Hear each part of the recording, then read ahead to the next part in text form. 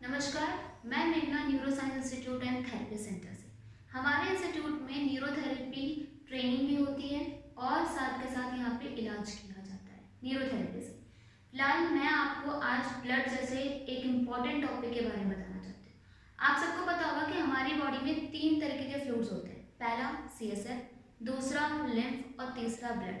CSF और lymph के लिए हम आगे फर्दर वीडियोस में बात करेंगे। आज का विषय है हमारा ब्लड।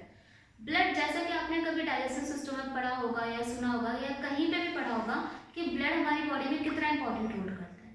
हम जो भी कुछ खाते हैं, चाहे वो कार्बोहाइड्रेट के फॉर्म में हो, फैट की फॉर्म में हो, प्रोटीन की फॉर्म में हो, लिपिड के फॉर्म में हो, किसी भी फॉर्म में हो, वो जब टूटता है उसके बाद वो सारा का सारा न्यूट्रिएंट्स, जिसको हम ऑल ओवर कहते हैं न्यूट्रिएंट्स, वो सारा का सारा हमारे ब्लड के थ्रू हमारी पूरी बॉडी में फैल जाता है। और हमारे ब्लड जो ऐसी एक चीज़ है ब्लड, जो सर के बाल से लेकर पैर के नाखून तक फ्लो होती है। तो इसीलिए ये हमारी बॉडी को पूरी तरीके से न्यूट्रिशन प्रोवाइड करती है। अब वो कैसे प्रोवाइड करती है, कैसे कैसे ब्लड के अंदर कंपोनेंट्स होते हैं, क्या फंक्शंस होते हैं, वो सारी की सारी चीज़ें आप इस वीडियो में देखेंगे। सबसे पहले ब्लड कंपोनेंट्स। ब्लड किन किन चीज़ों से मिलकर बना हुआ है? पहला है प्लाज्मा, दूसरा है फॉर्म्ड एलिमेंट। सबसे पहले हम प्लाज्मा को अलग करते हैं, फिर फॉर्म्ड एलिमेंट को करते हैं। मैंने यहाँ पे प्लाज्मा के आगे 55% लिखा है। 55% मतलब एक पूरे ब्लड कंटेनर में, मैं मानती हूँ, जैसे एग्जांपल है कि एक मैंने कंटेनर लिया जिसके अंदर मैंने बहुत सारा पानी भर दिया, जिसमें से 55% आपका प्लाज्मा होगा और रेस्ट ऑफ 45% फॉर्म्ड एलिमेंट होंगे। अब जो 55% प्लाज्मा है उसके अंदर होता क्या है? पहला है अमीनो एसिड। सबको पता है अमीनो एसिड एक नाइट्रोजन की हार्ड फॉर्म है। अगर आपने बायोमोलिक्यूल्स पढ़े होंगे तो आपको पता होगा अमीनो एसिड्स क्या होते हैं। अमीनो एसिड्स हमारी बॉडी के लिए यूजफुल होते हैं और अमीनो एसिड्स हमारी बॉडी खुद बनाती है। फिर आते हैं न्यूट्रिएंट्स। मैंने अभी आपको बताया कि डाइजेस्टिव सिस्टम में हमारे बॉडी में कार्बोहाइड्रेट, फैट, प्रोटीन, लिपिड से सारी चीजें मिलती है और इन सारी चीजों को हमारी बॉडी एब्जॉर्ब करती है थ्रू ब्लड। तो ब्लड के अंदर न्यूट्रिएंट्स होना लाजमी है। नेक्स्ट है हार्मोन्स। हार्मोन्स एक केमिकल सब्सटेंस होते हैं जो किसी भी फंक्शन को करने के लिए हमारे लिए बहुत यूजफुल होते हैं। तो बिना हार्मोन्स के हम लोग कुछ नहीं कर पाते। आपके कोई भी बॉडी का फंक्शन हो, चाहे वो डाइजेस्टिव सिस्टम से रिगार्डिंग हो, चाहे रिप्रो से, चाहे किसी भी सिस्टम के रिगार्डिंग हो, वो सारे के सारे हार्मोन से ही बैलेंस होते हैं। Next is protein. प्रोटीन भी हमारी बॉडी के लिए बहुत इंपॉर्टेंट है क्योंकि हमारी बॉडी मसल से ज़्यादा बनी हुई है। हमारी बॉडी का बहुत सारा पार्ट प्रोटीन से बना है। जैसे हमारा मसल जो होता है वो प्रोटीन से बना होता है। Next is gases. गैसेस कैसे हमारी बॉडी में और हमारे ब्लड के अंदर इंपॉर्टेंट है क्योंकि हम लोग पूरे दिन O2 और CO2 को एक्सचेंज करते हैं। O2 लेते हैं, CO2 छोड़ते हैं। तो नॉर्मल सी बात है ब्लड के अंदर भी O2 और CO2 का लेवल भी होगा।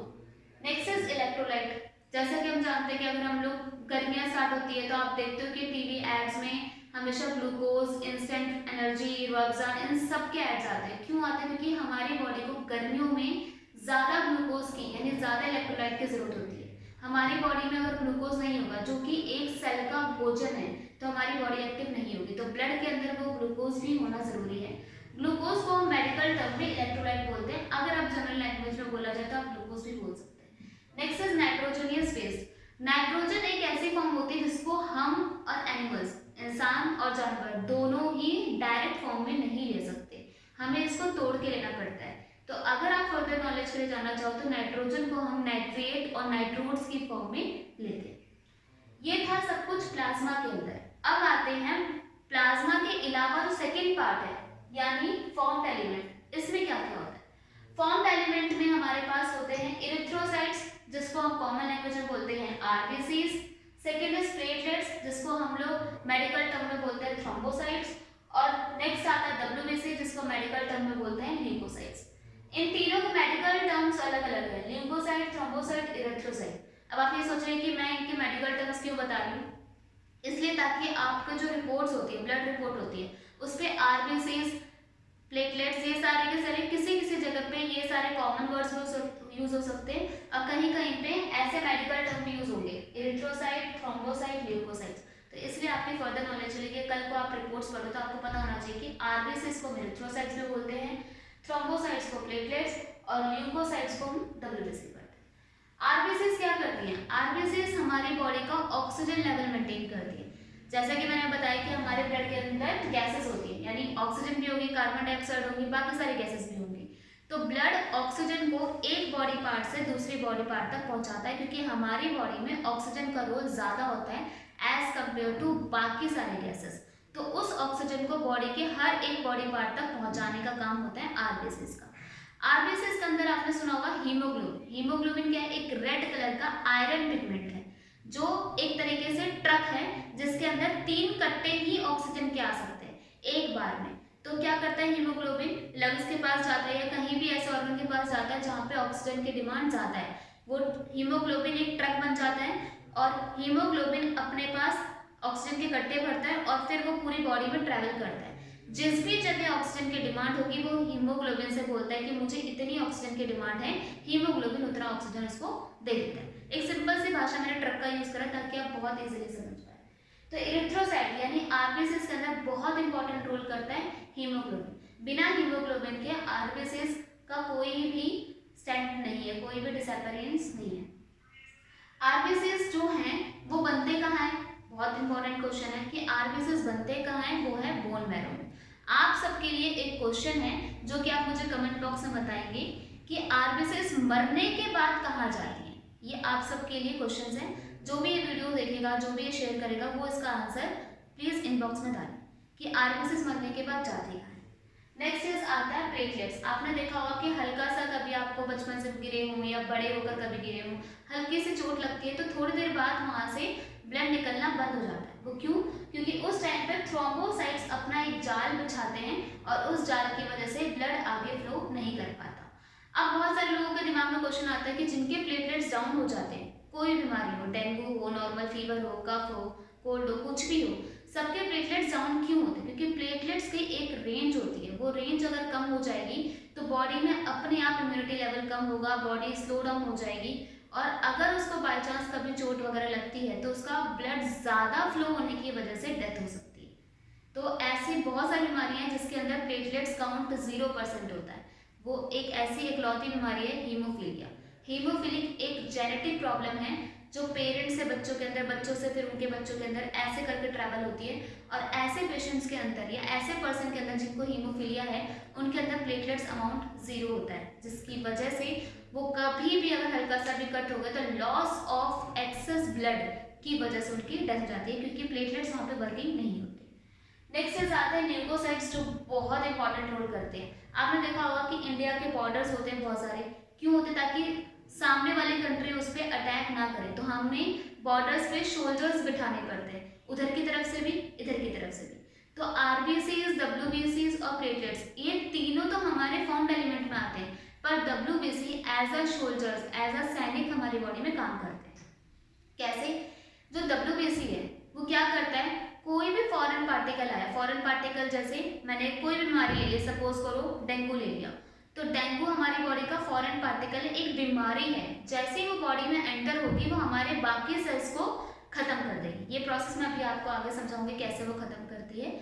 फिलहाल तो ये समझिए कि डब्ल्यूबीसी हमारी बॉडी में सोल्जर्स हैं, एक सैनिक हैं जो किसी भी तरीके से सामने वाले यानी दुश्मन को खत्म कर देगी हमारी बॉडी को पूरी तरह खत्म करने से पहले।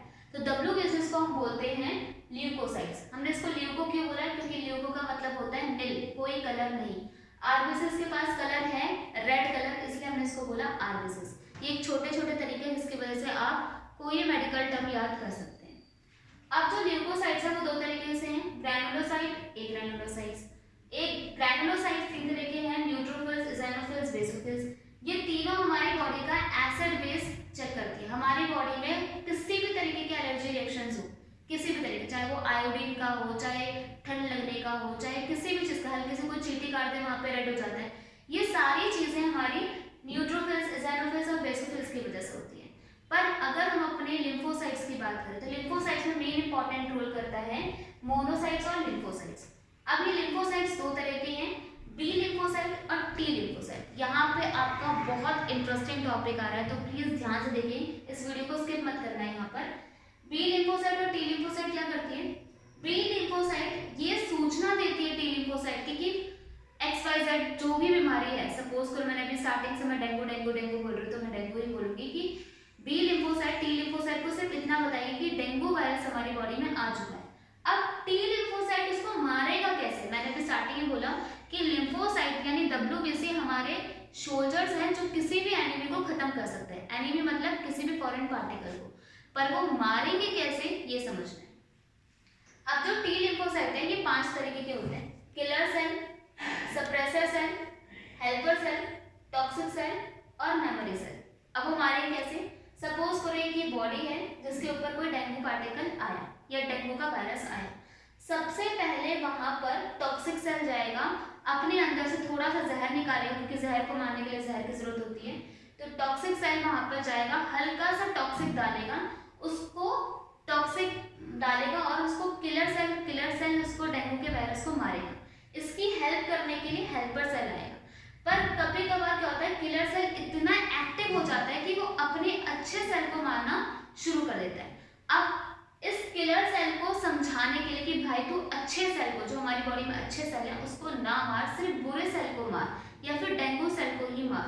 तो इसलिए सप्रेसर सेल जाके किलर सेल को समझाएगा कि अब अपने जो अच्छे सेल्स हैं उसको मत मारो, जो बाहर के सेल्स हैं या जो वायरस है उसको ही मारो, तो सिर्फ उसी पे फोकस रखो। तो सप्रेसर सेल उसकी हेल्प करेगा और ये सारी घटना मेमोरी सेल्स अपने भेजे में या अपने माइंड में रिकॉर्ड कर लेगी।